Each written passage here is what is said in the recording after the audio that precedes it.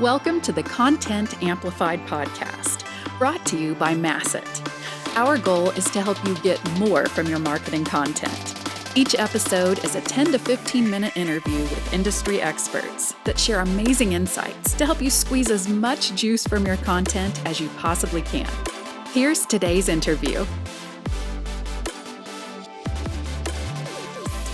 Welcome back to another episode of Content Amplified. Today I'm joined by Arissa. Arissa, welcome to the show. Hey, Ben. Thanks for having me here. Yeah, excited to have you on the show. Well, what's great, Arissa and I are both in Utah, enjoying warm weather and everything that goes on here. I feel like people say we have 4 seasons. I really look at it as we have 2. We have over 100-degree weather, or we have 32-degree weather and snow. If you like those seasons, it's really good to be here, but it's kind of nice to finally have some sunshine again for at least the next few months. So we're enjoying that experience. 100%. Yeah, exactly. Plus my kids aren't running in the house, they're running in the yard, which is fun. So, well, Arissa, before we dive into the subject today, we'd love to get to know you. Just a quick, what you love about content marketing, a little bit of your background. Let's get to know you, and then we'll dive into the subject for the day. Yeah, definitely. And thanks again, Ben, for having me on. Really excited to chat. So content marketing as a whole wasn't really in my life plan of let's make a career out of this. In college, I had no idea really what I wanted to do. So in 2013, while approaching my final semester or 2 of college, I really still had no idea what I wanted to do. I was majoring in journalism, so that kind of guided me. And my introduction to content marketing really didn't begin until I was hired on as a freelance copywriter for a local Utah agency, which, Ben, as you know, ironically enough, is where we connected. That opportunity and creative hustle, if you will, really sparked my curiosity for content marketing and encouraged me really to lean into areas of content marketing that I'm really passionate about. With all of that, it's been over 10 years, which, yes, that ages me, and I have the gray hair to prove it. Since that first content experience, and I have to admit, over the last 10 years, I've become quite a bit of an SEO copywriting nerd. I really love and enjoy weaving SEO practices into my own copywriting and creating content that gets discovered and thrives in a vast, now AI-rich search landscape that really exists today. So I'm excited to be talking with you, Ben. I love it. So today we're going to focus on SEO. Yep. Great transition right in there. We don't really have to go over the subject too much to get into it, but SEO is changing. And I feel like it is a common thread. It's always changing. I remember back in the day when we were both at Legenics, I was an intern and working for free. That's kind of their business model, is get a bunch of local university students work for free.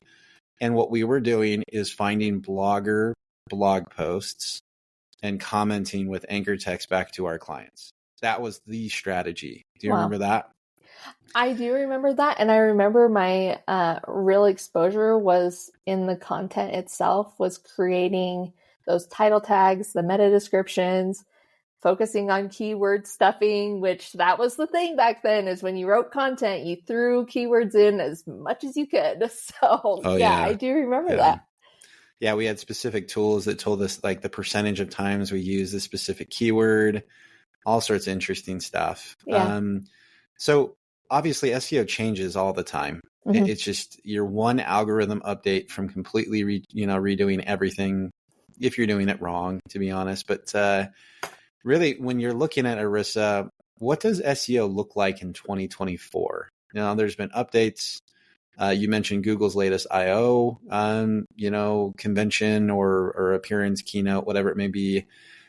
What does SEO look like today? So as many, hopefully, content marketers know, definitely SEOs in the space are aware. Google released that big core update in March, and there's been a lot of conversation around it. So we have that piece of the puzzle, but we also have this piece of the puzzle where Google's latest I/O event, they really pushed AI. And in terms of search and search implications, we have discovered now that AI overviews has really changed and evolved the game of what kind of tools you need to have in your toolkit for SEO. So I like to think of it in terms of, we always know that Google is looking at content that is relevant to the person who's searching, and that content is trustworthy. It's, filled with experience and expertise. And if you think about it, the social media creator dude with a sign?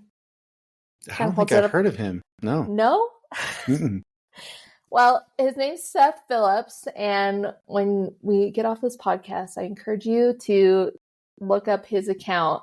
Deal. And he's just someone who stands on the street and he holds up a cardboard sign with just little tidbits, whether that's life encouragement or advice or something related to pop culture. It's just really interesting to see what the sign's going to be about. Very cool. But yeah.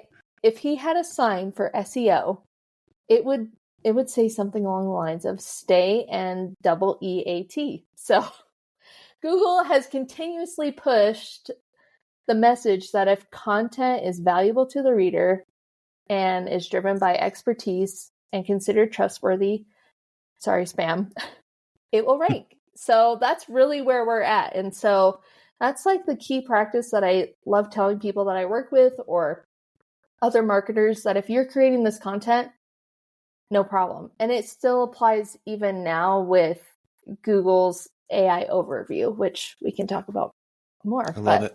Yeah. I love it. So let's dive into EAT, the EEAT. You talked about the authority and trustworthiness, things like that, the expertise. Mm. Let's assume, we're working with subject matter experts. We are experts in our field. We're writing authoritative content that really is genuinely good content. Right. How do you prove that to Google? Like, what techniques or tactics are you using to prove that your content is actually written by an individual who has a background, who is, actually, I don't want to say authorized, but like capable of talking to the subject in a knowledgeable way? How do you handle that? Well, as a copywriter, that's definitely something that personally, writing in a B2B space, that there's a fine line. Like, I'm doing the research, I'm doing the interviews with different subject matter experts. One way that can be applied to show that authority and that credibility, if you will, is adding a simple byline. Add a simple byline to your content that shows who is creating it. That's one of probably the more simpler ways that you can show, okay, this person wrote this piece of content specifically for B2B. If a writer is, for myself, if I'm ghostwriting a piece for someone who is an expert in a subject, we'll create that byline for them because they're obviously the one speaking. I'm just writing for them. Yeah. But I will say, on the other hand, you should always treat your writers like subject matter experts. We really are doing the research, and the way that we can interweave that authority and that credibility and trustworthiness is we're citing authoritative sites. We're adding quotes from these subject matter experts that we're interviewing. And you're referencing trustworthy data. Like, you're not going to go and reference some thread on Reddit. Like, that's just probably not going to be your best route of action to rank within Google. So if you're really considering those practices, you are, in a sense, hitting the double EAT. So I love it. I love it. That's great advice. And I love the tactical advice of thinking, okay, cool, bylines, quotes, data. Those are a few things I need to really incorporate into my content to help out with the authority. So you mentioned the AI overviews, and I'm fascinated by this. What are your thoughts on this? How do we optimize for it or embrace it or get upset about it? Like, how should we even think about this in general? Recently, like I mentioned during Google's I/O event, they announced AI overviews in search, which really, if you've been aware of what's been going on, they released this in beta late last year. And so it has kind of been around, but it officially rolled out just recently nationwide. And there are more countries coming soon. So this isn't going away. It really is interesting. And I don't know if you've done a quick Google search on certain things where you'll see the blurb at the top that says AI overview, and I click on way less links, to be completely honest, because of it. For me, it's very interesting to see and how it applies to SEO and copywriting. But this feature in search answers queries. So if I'm searching for something, it's compiling content from a variety of sources that Google deems as healthy, reliable, people first content. And they're compiling it into a snippet, if you will. Traditionally, snippets have been, my content is really relevant and it ranks for a keyword, so it's going to be at the top. This is basically a rich snippet, and it's referencing multiple sources that they are deeming as you're reliable, you're trustworthy, so we're going to compile all this to give the user the answer that they're looking for. With that said, there has been some very interesting and bad rap with, I don't know if have you heard of this, Ben? What's been going on when it rolled out? Some of the responses and results were kind of out there. No, I want to hear about this. I haven't seen that. Oh, yeah. I mean, were people like Wikipedia kind of editing responses, kind of an idea? So not necessarily that, but if someone was looking up how to make pizza more like tacky and more, it would show in the results to add glue to your pizza. So I mean, it's been wild. You can pull it up, and there's huge Reddit threads and even articles about how when Google rolled this out, they were quick to the punch, just rolled it out. And it provided some very interesting and potentially bad advice. It answered how many rocks someone should eat a day to get a certain mineral. It was wild. And so they actually rolled it back for a hot minute. And since then it's back, and we're trying to embrace it. And they've said that Google has come out and addressed it, and they've said, hey, we're working on this, we're fixing it. And the model takes time. Like any AI learning model, it's going to take time to figure out the intent of the user and what content is going to be most relevant to answer that query. Yeah. So the question I always have with that, when Google is showing results and answering questions without necessarily encouraging people to click through to the website that may have trained them on what that answer is, what's the incentive for the business, or how can the business leverage that to actually get value out of it? So going back to your example with the gluey pizza, let's say I have been creating pizza for 50 years. I'm from Italy. and I want to share my family's recipe, right? Like clearly the kind of result you would want to look for if you're looking for the best crust, Right. of a pizza, or how to make the best, original Italian pizza. And this person with a lot of experience is sharing that recipe. And now Google just says, oh, great. Let me take that. Let me show it. And guess what? 50-year experienced chef. I'm not going to send anyone to your website where normally you're selling your homemade, marinara sauce or whatever it may be. Right. How do we justify and how do we work through that when it seems like maybe there's a little bit of a, bad rep with it, or at least a non-advantage for both sides of the table? Yeah. So first off, not all searches are triggering this AI response. So for some businesses, like there's a give and take. If you're in the business of selling something, you're probably going to show up in these overviews. As a learning model, it's really learning how people are engaging with the results, and it's improving that model to continuously delight the user searching. So to answer your question in a way, so when that result pops up, Google will reference where the information comes from. Yeah. And there's actually been research done by Neil Patel. I don't know if you know who that is. Oh, yeah, absolutely. Really great content marketer.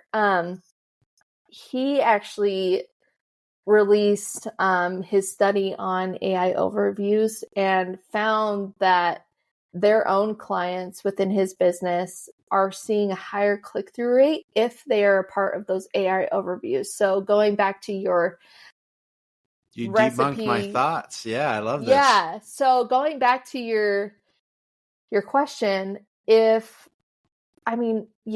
someone could easily pull this really great recipe and copy it, but ultimately the hope is the user will want to dive further. And within that overview, that site is directly referenced within the snippet. And that in and of itself is a really exciting thing for SEOs and content marketers when it comes to how do I proceed with this?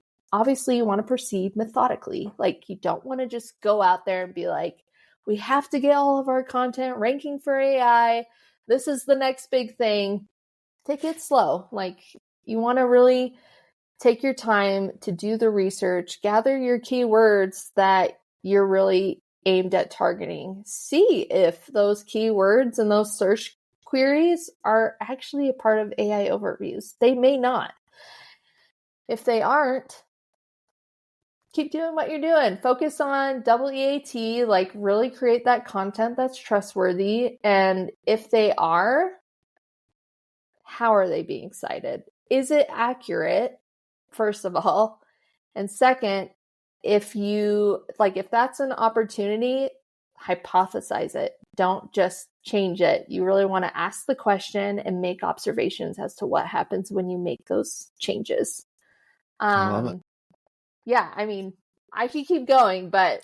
No, this is great. We're actually running out of time on the episode, and we like to keep these episodes short and sweet so you can listen to it on your commute or when you're doing the dishes. That's what I do, is I listen while I do the dishes. But Arissa, this has been really informational, debunked how I thought search engines were working right now just a little bit, and I love the new train of thought. If anyone wants to reach out and connect with you online, how and where can they find you? Yeah, you can typically find me on LinkedIn, Arissa Diamond, and I look forward to talking more about AI and Google's application of it and how you can be successful in search. There's still a lot of tidbits up here that I'd love to share and connect with people. We'll probably have to do a follow-up episode then. Yeah. Love it. Awesome. Well, Arissa, thank you again for your time today. I appreciate it. Yeah, thank you, Ben. Thank you for listening to the Content Amplified podcast. Please subscribe and leave us a review. And for additional ways to get more out of your content, visit our website at getmasset.com.